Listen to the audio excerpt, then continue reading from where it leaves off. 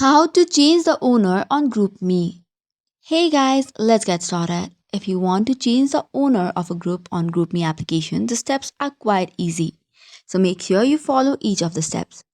To get started with, launch your GroupMe application and then log in into your account.